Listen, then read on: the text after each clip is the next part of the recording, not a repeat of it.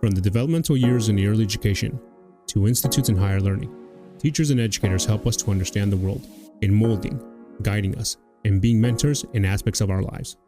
In this mini-series on Teacher Appreciation Week for 2025, I am joined once again by Haaj, a special needs teacher from New York City.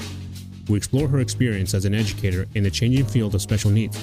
Focusing more on her job, she gives us some insight on the challenges and advancements in her field of speciality, what inspired her to become a special needs teacher, and her role in such an involved field of teaching profession.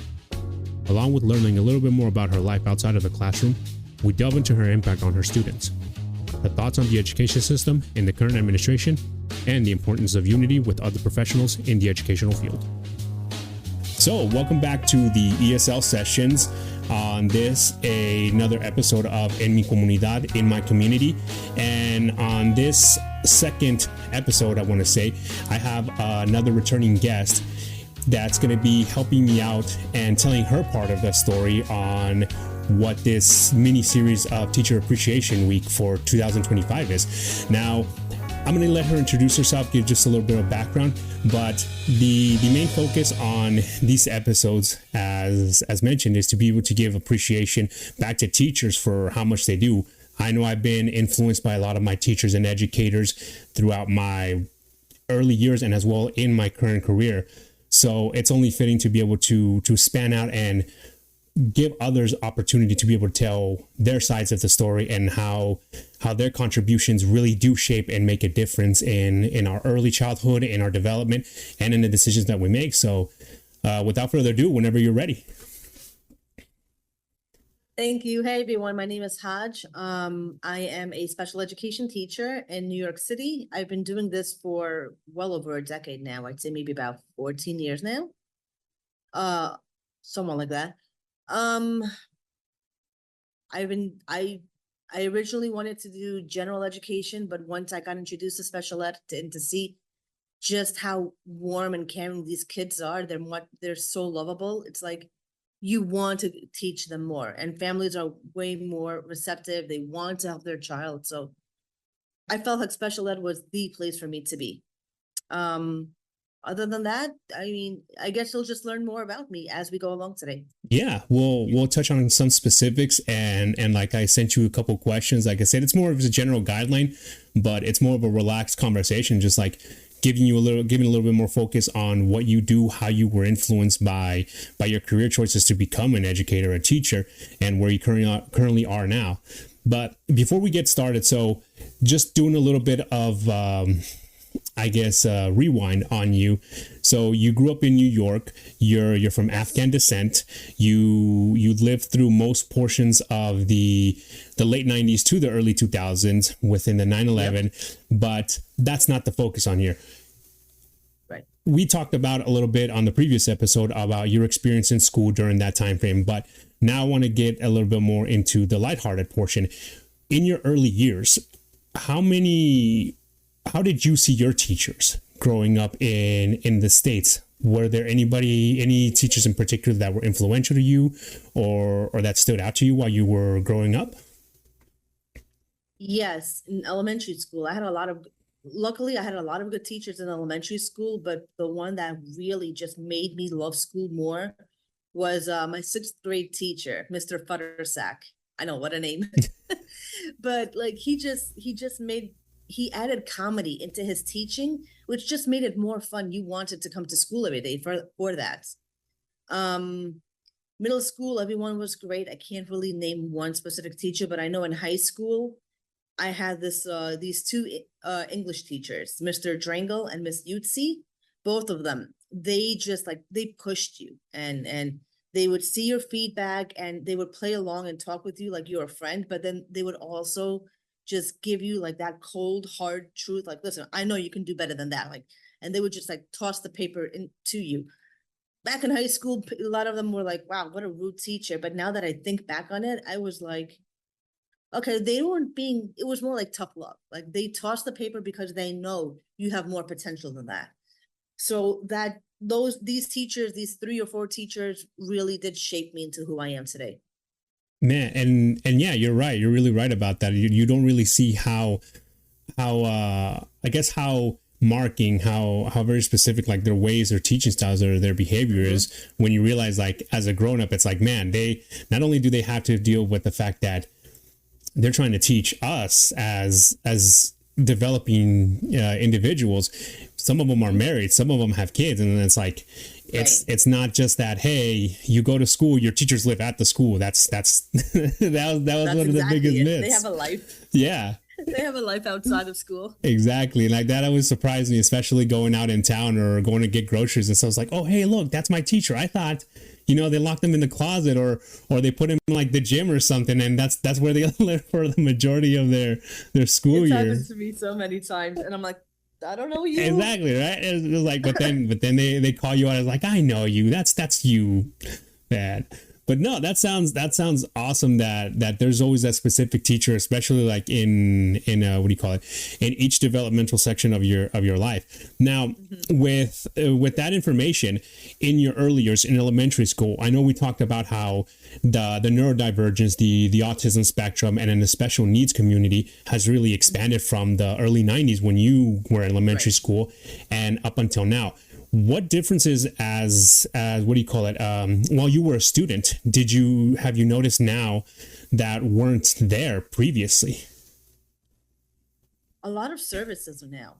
Back in the 90s, I think maybe 1 or 2 kids would have speech therapy or counseling.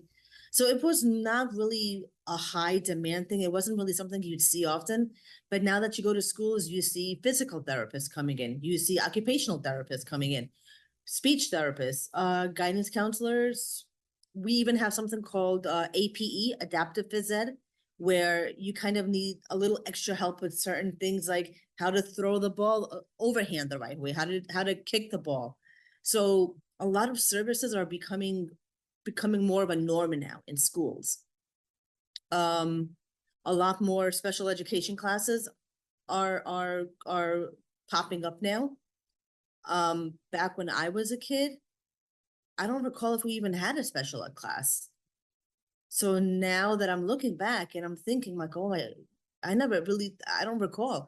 I think maybe there were like usually some odd ducks, you always had that one strange kid who you knew needed that extra help, or you knew was just a little too emotional or a little too aggressive. But they still stayed in the same general education class with you. But now there's special education classes where it ranges anything from like in my case, autism, to just kids who are totally fine, but they just need a little extra help, who need to be in a smaller class setting. Whereas being in a class of 30, they're going to fall behind in their academics. Yeah, it's very true. And especially with a lot of the changes with the way that I kind of want to say that the federal government, like I said, I never really noticed it more until I actually started getting into high school, where I don't want to say specifically the Department of Education, but each type of state's implementation of like what the educational standard would be from I want to say the Bush administration, No Child Left Behind incentive really did. One, it hindered a lot of things. I can definitely, from my experience, it hindered a lot of things, but it also expanded in a lot of the necessities and accessibilities for kind of focusing on the individual needs of specific types of mentoring and education. So it's really interesting that you put it that way, that there really wasn't that much necessity, because it wasn't really studied. I mean, it's been 20 years at this point, right, from when we were in school to now, and look at the advances that have actually been made with the way that accessibility is, the focus on trying to find different types of ways to be able to manage and have everybody included in that level, in that educational level, wherever they fall under. Man. And with that too is, so what other changes have you noticed now from being in what do you call it? Being in education, just being in education in general, outside of special needs, from how it was in I guess in New York, in the area where you grew up, because every single state obviously has their own educational curriculums and requirements for a large state, but also specifically in the city of New York. How are the educational requirements different from the early 90s, 2000s to right now? I feel like it's much more rigorous now. I've noticed how the math is much more complicated now than it was back then. Back then, our math was 2 + 2 is 4. Just count 1, 2, 3, 4. But now when you're doing math, something like 10 take away 2. 12 take away 2. How would you do that? Break it apart into a 10 first, and then add the 2 more. Now we remove the 2. It's just there's extra steps that are unnecessary, which just makes it even more complicated, even for the adults. We're looking at it and we're like, why can't it just be count backwards? And I have to say to them, I get it. I understand, because that's the easy way out. But the state is requiring that they know it this specific way. So we have to teach it that way. So it's much more complicated. I feel like there's a lot more pressure now on kids than there was back then. I remember years ago, I was teaching a kindergarten class, and even though it's not considered multiplying, but they were learning how to multiply in kindergarten. Mm-hmm. Like you had to count by 5s. This is a row of 5. Now this is another row of 5. So now you're learning 5 and 5. 2 times is 10. Whereas in kindergarten, I just learned the basics, like how to read, how to count, know your numbers, know your colors, snack, what do you call it? Nap time. There's not even any more nap time in kindergarten. Wow. Which is wild, because these kids really need that 40 minutes of rest. But it's so different now. I feel like kindergarten now is learning things that second grade was learning back in my days. So there's like a 2 grade, maybe even a 3 grade shift now. Wow, that's a large gap. That's legitimately a large gap. Is. And then, I mean, you basically said it already there. It's a little bit of a hindrance, especially when they're not getting the required rest as children that we were receiving. Right.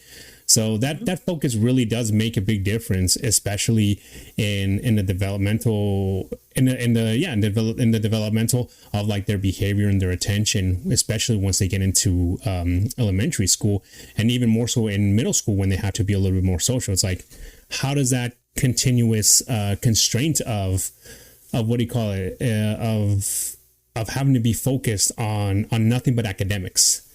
Really, well, that's the thing. Oh, sorry, go ahead. No, yeah, that's whatever. It was basically just that, like, how is that hindrance on that specific focus on academics being a hindrance in the development of the child as a student? Well, I was just gonna say, well, that's the thing. I mean, I understand kids need to stay busy, they go to after school sports and they do this and do that, but they're also burned out. They need a little bit of downtime. I know parents have some, in this day and age, parents have like 2 jobs now. Both parents are working. They're hardly home to even have dinner with their kids. And I feel for them, because sometimes you just want to sit and talk to mom and dad, and there's that connection is gone. So there's that social absence right there with their students. They're also just, there's so much that they're doing on the weekends that there's no time to sit and do homework anymore. That has them falling back on it sometimes.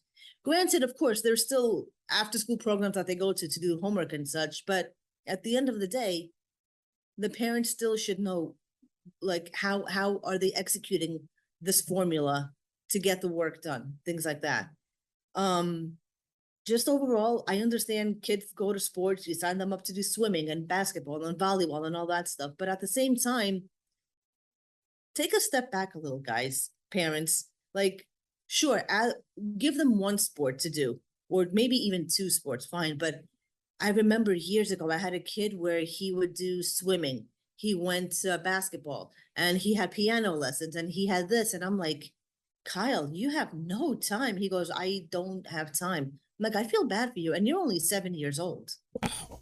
I felt, but I understand it was more of, he was very hyper, but the parents could have also done other things instead of constantly keeping him busy. But That's just how the new norm is now. Yeah, that's wow. That surprised me a little bit. You saying that the child was only 7 years old. He was only 7. I couldn't believe that. And he was a good kid. He was just a little too hyper. He was a little like your typical rascal boy, you know, just getting into trouble, and you just can't help but love him, but also be like, oh, what are you doing? Yeah. Like that. No, but I was like, man, you're going to swimming, you're going to piano lessons on the weekends, you're going here, you're going there. I remember one time I just asked, like, what time do you get home? And it was definitely after 6 o'clock, because it was after school programs that ended at 6, and he would go someplace else after 6. So he wouldn't be home till at least 7, 8 o'clock at nights. And that's not good for a 7-year-old. Yeah, no, that's extreme burnout at such a young age too. Man, yeah, because I at 7, even as early as 4 or 5 years old, at 7 p.m. and maybe up to 8, before the lights turned on or before it started getting dark, we were out there messing around in the grass. We were out there playing with other kids, or maybe we were doing a sport or two. And I'm sorry? No, and as I was saying, like we were doing like a sport or two out there, but it was like right, maybe 2-3 times out of the week, not the entire weekend, on a Saturday too. I mean, the Saturdays were essentially at least early mornings reserved for cartoons and sleeping in, if that was the case.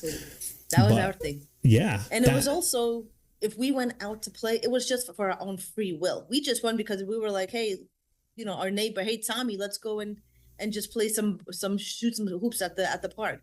But this was more like recreational, like you were signed up to do the sports, which is way more different than going out for your free will. Yeah. Oh yeah, very, very true.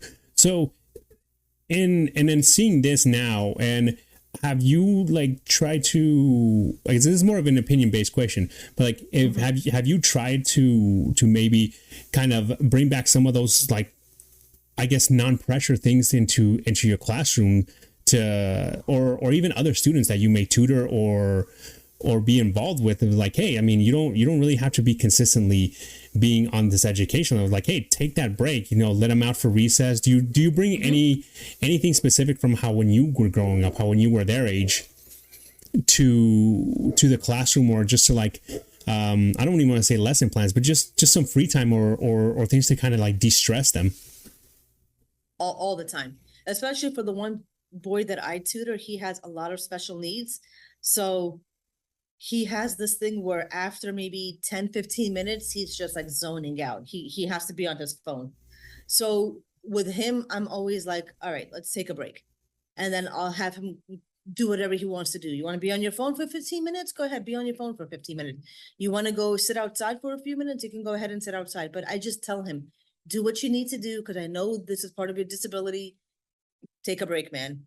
And if I see even less than 15 minutes that he's already burning out from the homework, I'll just like push the Chromebook to the side. I'm like, Paulie, let's take a break again. Let's talk. And sometimes we'll just talk. Sometimes these kids just want to talk. Yeah. And I'm there for them to do that. As for my classroom, there are times where we'll just, like, after tests or after any sort of assessment or such, we'll play games. We'll just go and grab whatever, like, board games or toys are around. Like, just go have fun. You need it. And it just gives them so much joy, just getting that pressure off of their shoulders. Like, all right, I can actually be a kid now. I can have fun and interact. So I give them as much as I can, the free time and like unstructured learning sometimes also. No, and you're right. That really does make a difference, especially, like I said, you're bringing up a lot of things that I had questions about, where I'm just like, I've been so separate. Like, I have no kids. I have nieces and nephews, but they live across the country, and I've been so separated from the education field in such a long time, outside of being in school and and being there for my younger siblings, that it's just like I have no idea what's changed, and this brings a lot of the same pressure that of things I've talked to my youngest sister who's just going to be graduating this year. But same things I would ask her. Same thing is like, hey, what's the situation like right now in school? How are things happening and how are things going? And she'd be like, well, this and that, and it's like it's super stressful, and we really don't know. Yeah. Exactly. And then especially with the new changes, one other thing that I also have asked other parents, that one of my friends that are parents, and like I said, even my younger sister, is that same thing. Like the COVID situation, literally it revamped the entire education system. And like I said, personally seeing it from the outside perspective, it didn't seem like a good thing. But at the same time, it's a single opinion versus what's being, I guess, the results of the outcome. And I don't know if they're good or bad. And how have you seen that? Like I said, just on this last question, on this, I guess on these specifics with education. As a result of COVID specifically, yes, I think remote learning was the worst thing that could happen. They've lost about 1.5 or 2 years of learning.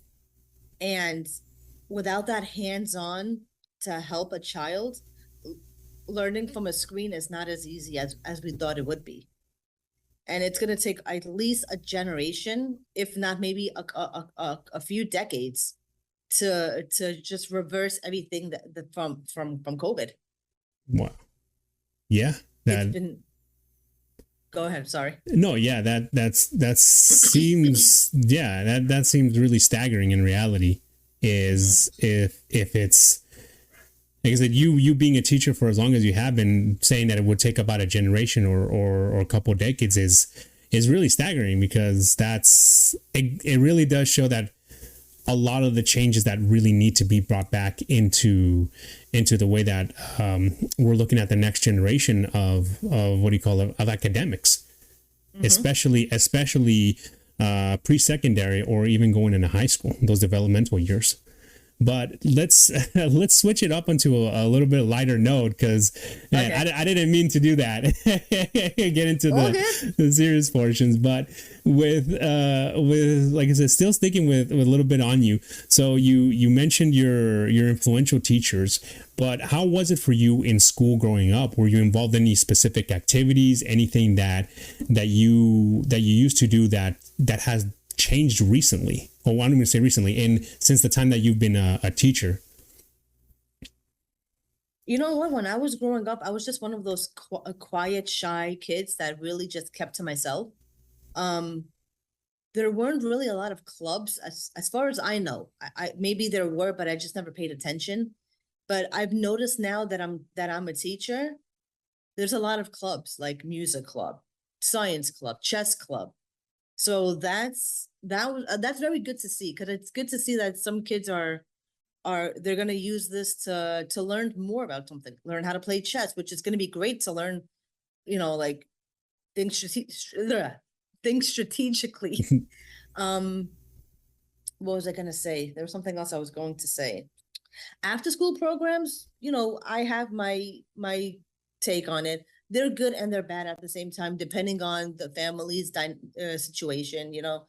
Of course, if parents are going to be working and they need a child to stay in an after school program, that's fine.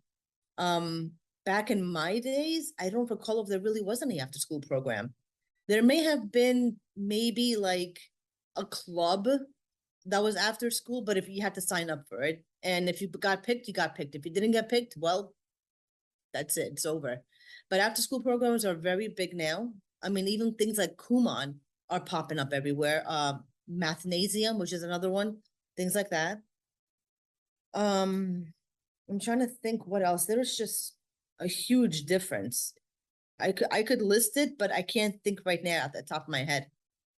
Yeah, but I mean, yeah, I mean, it's, it definitely. It's been like 25 years or so. Yeah. So there's a big difference. Oh yeah, I believe that. Like I said, and then it was, I guess, what is it? What year did you graduate? So that way I can get a better idea of how to ask this next question with that.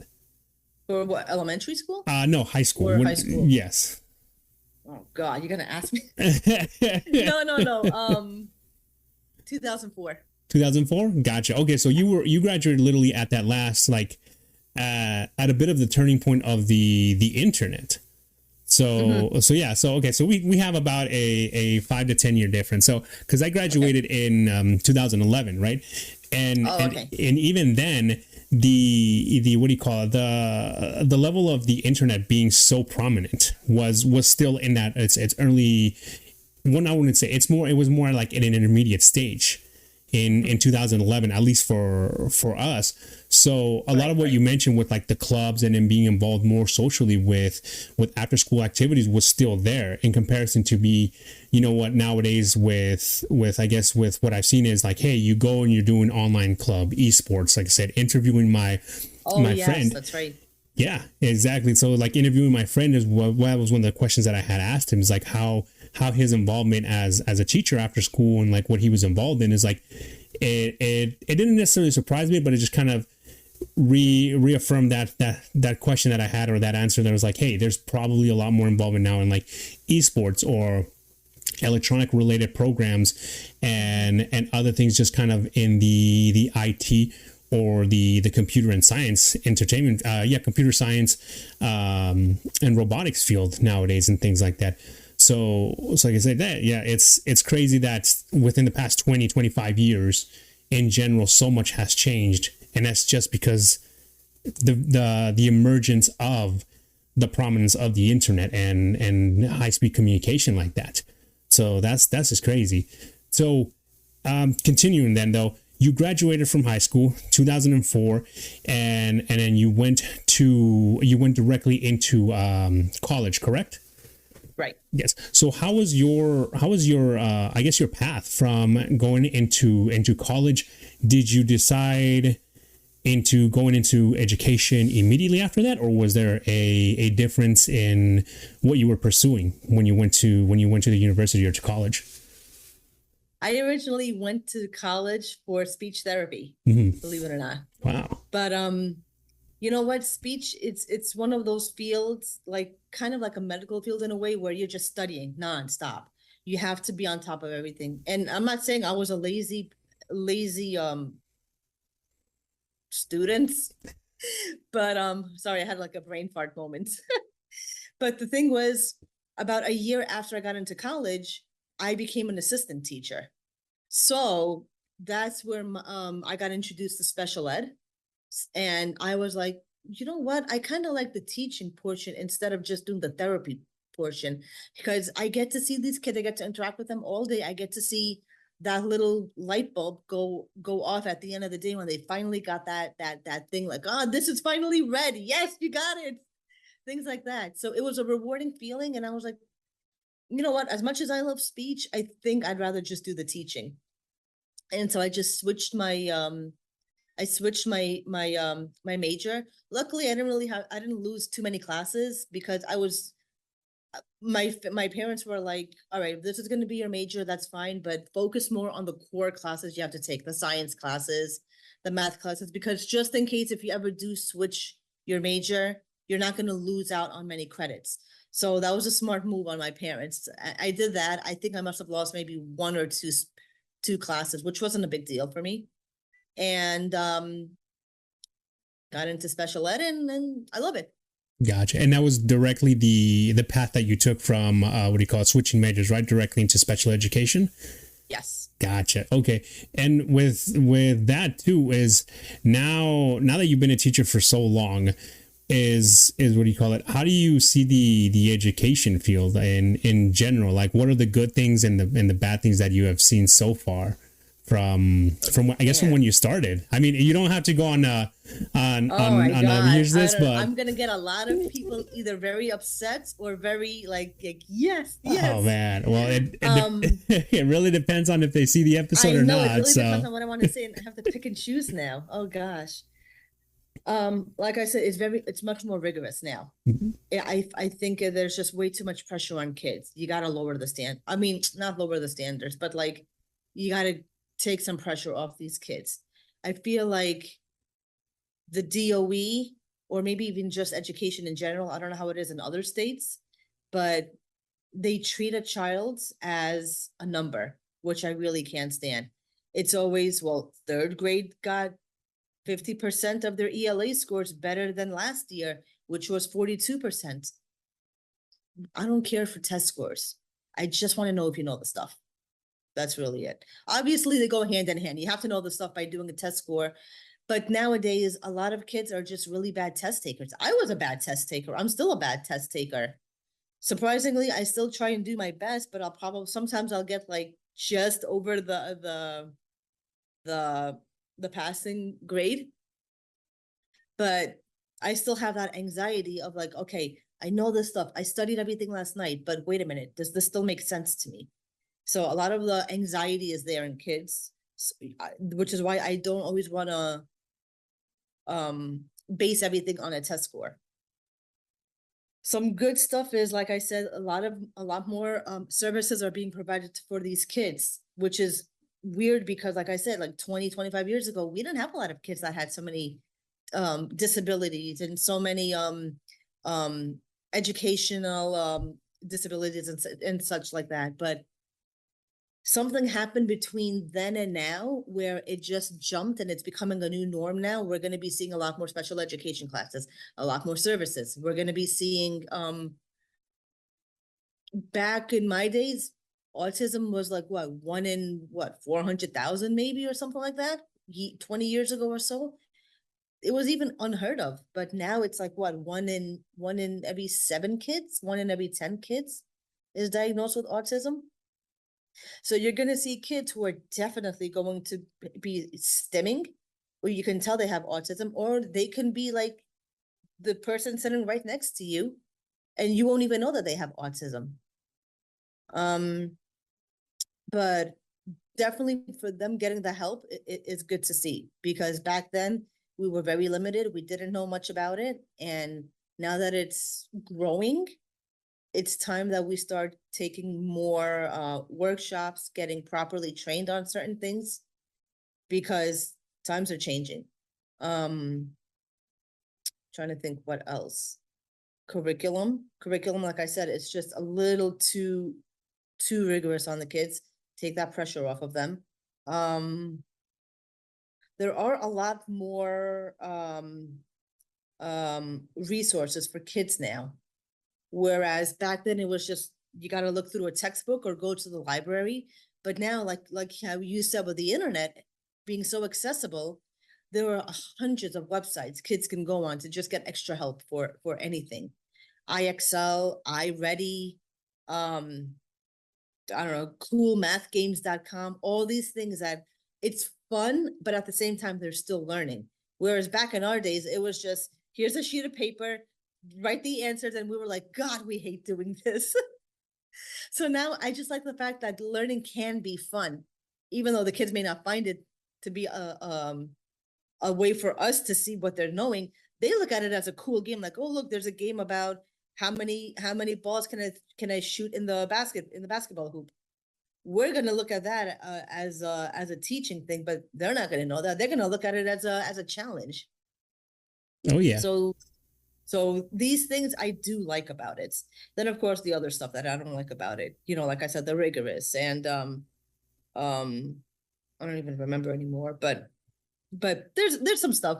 I don't want to talk too much about the negatives. No, yeah, and I get it, and it's like it's one of those things where it's just like you work in a field for so long enough that you start noticing the cracks within the foundation, and then or even what's kind of already been placed on the wall, and you want to try things like, how did that get there? What is it that made the decision to be able to implement it so heavily in comparison to everything else? And yeah, that's one of those things where it's just like, you have to ask those questions and you try to find a way. And I feel like you've actually been doing that on your own, especially trying to, one, be able to be the best educator that you can and trying to help your students and anybody that you tutor, but also trying to kind of fix that foundation of like what it is that your future students and other students that are going to be in your classroom or even be taught by other teachers are going to be able to use, primarily to make sure that those that they begin to excel and it's not as difficult for them. which is always cool. And with that one too, well, what I wanted to ask you is like, so now that you've seen it, now that with you, I'm pretty sure you're a mentor now. But did you have any mentors either in your early years or recently, or even now that you still look to for guidance or information when you're, I guess, when you run into a problem, or just in general outside of education, that kind of helped you get to where you are now? I have a couple of friends at work they've been teaching a little longer than me, so I'm always going over to ask them for help or anything. My one of my friends who's been teaching like 10 years now, she's like one of the best. She's right across the room from me, so sometimes I'll just go over and ask her for help. So the co-workers are my mentors for sure. Outside of school, man, I have a couple of friends who are teachers out in Long Island. So they've been also teaching around the same time as me. So I sometimes, and they're also special ed. So I sometimes ask her for her opinion on such and how she does it out on Long Island compared to how I do it in New York City. Even though it's still New York City, but believe it or not, Long Island and New York City have way different approaches on certain things. So I will ask her for help also and be like, okay, how would you do this? How does your school do this?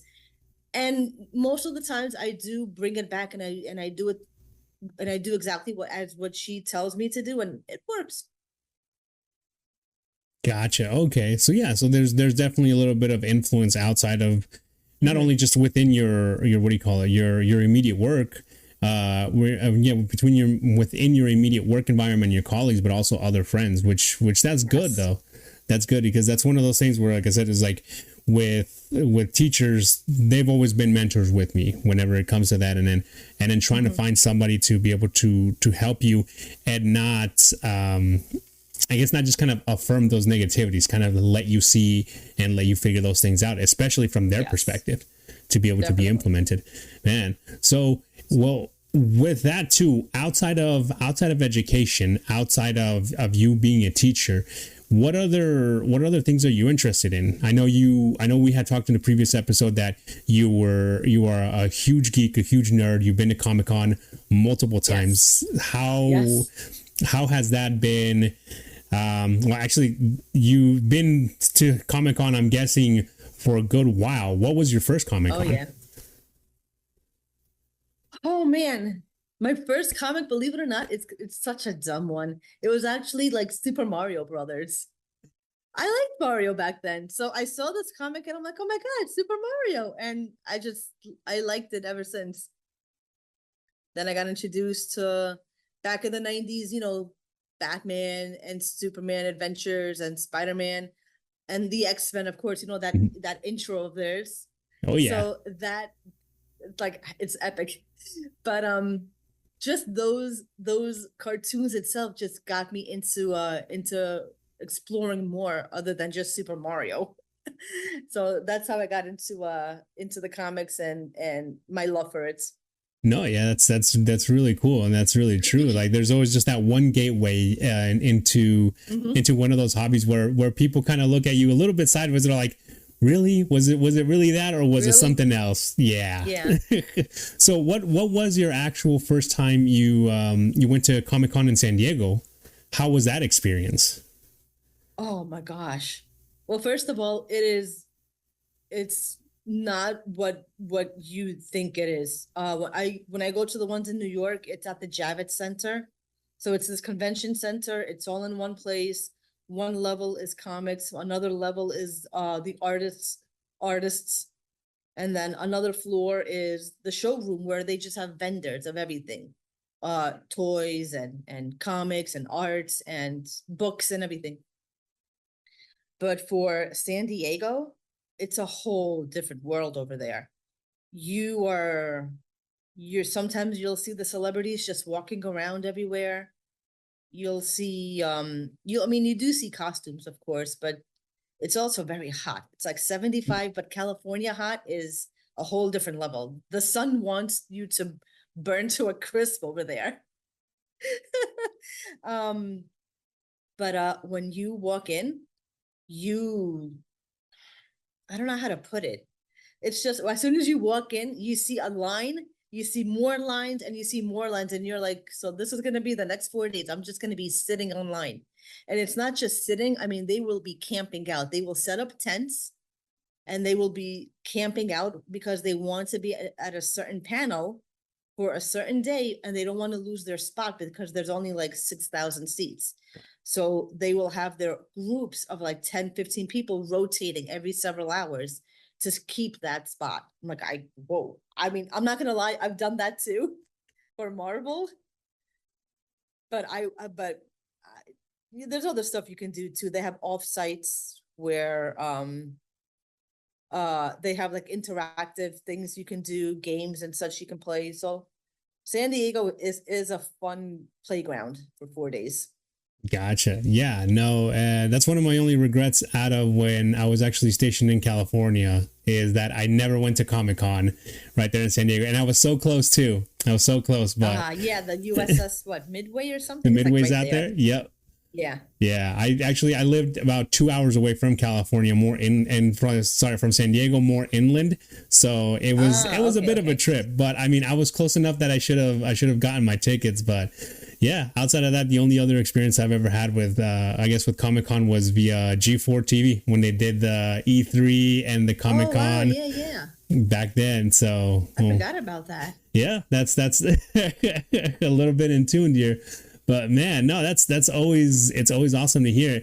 And like I said, like, I mean, as a teacher, like I said earlier in the start, is like, you have a life outside of it. It's not just you go to school, you teach your kids and you just don't run into them. It's like, outside of this is like, you're involved in a lot of other hobbies. Like, do you have any other hobbies outside of having gone to Comic-Con and then just being a teacher, obviously?